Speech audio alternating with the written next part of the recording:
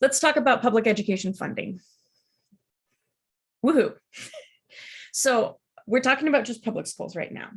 All public schools are funded by taxes. And usually they're funded by some combination of three different types of taxes. You've got your local taxes, which is usually the primary source. And these are most often tied to property taxes. So nationally, about 45% of a school's budget would be coming from that local source. The second largest are state taxes. So these are maybe general funds that get sent to all schools. They might be for a specific program, or they might be used for what's called equalization. And this makes up about 47 nationally. So actually, it's one of the largest, depending on the state you're in. Now I want to touch on equalization. The concept of equalization is basically, it's one we use here in Nebraska, and it's basically looking at schools and saying, you know, this school has this need, but they only have this much resources. And that may be through no fault of their own. So we're going to give them a little more to equalize out, to make sure that their funding is adequate and comparable to maybe a student in a different situation. And about, I would say about half of our school districts are equalized in the state of Nebraska, and they are all over the place. There's some in Omaha, there are some way out west. It really is looking at the costs that schools have and the resources they have access to in an effort to make things more equitable across the state. All right, the third type of taxes is federal. And this is usually the smallest piece of the pie. And it's usually provided for a very specific program. So remember that we're one of the most decentralized systems. Not a lot of money comes from the federal government, but also not a lot of requirements come from the federal government as well. Again, very, very local. Now I want to touch on property tax implications, because particularly in Nebraska, where property tax payments are fairly high, it's good to understand how this impacts. Why do people use property tax? Why do states use property tax as the main way to fund their schools? Some of the positives, it's very stable. So if you think about, well, compared to other taxes, that is. So think about the COVID years. You know, if we were basing things on income tax or sales tax, that would really be a roller coaster for our budgets, right? So the stability of property taxes is a benefit.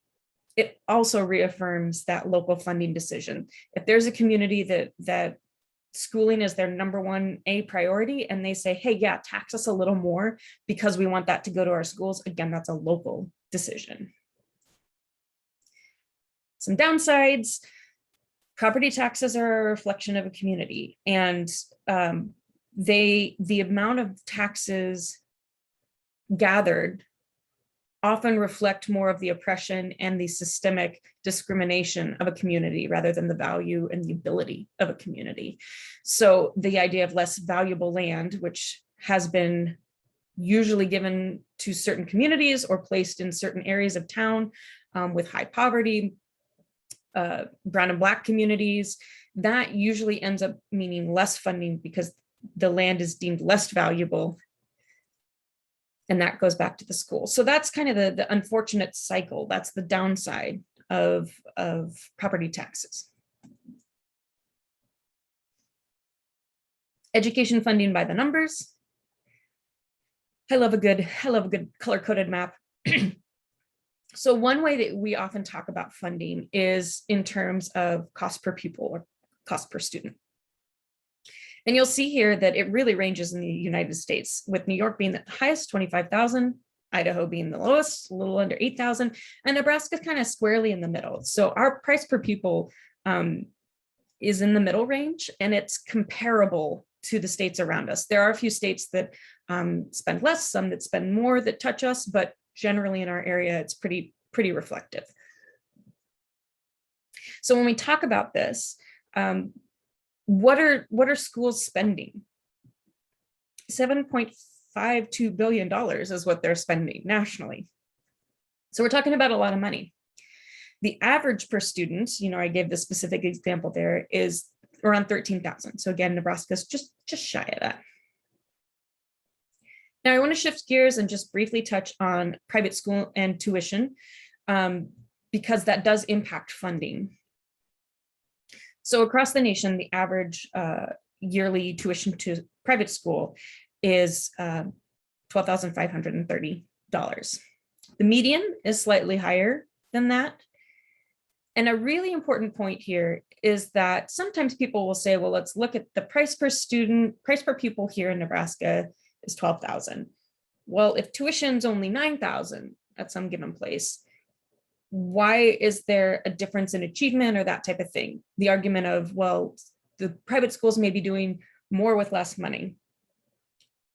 Not exactly an apples to apples comparison. So tuition usually accounts for 60 to 70% of private school revenue.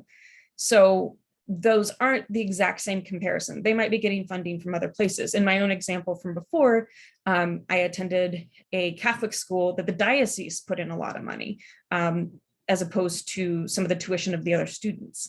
So that's just something to keep in mind, that those aren't an apple to apple comparison.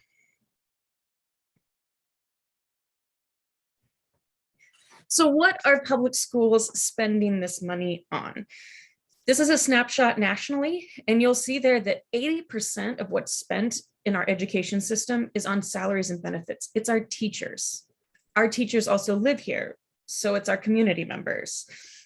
And Nebraska very much reflects this. So Lincoln and Omaha, again, it's between 70 and 80%. Scotts Bluff is right there too. So in Nebraska, the biggest piece of the pie is being spent on our educators, on people in our community, which has a double benefit of we're educating our youth, but also we're providing an economic opportunity in our communities by having those teachers.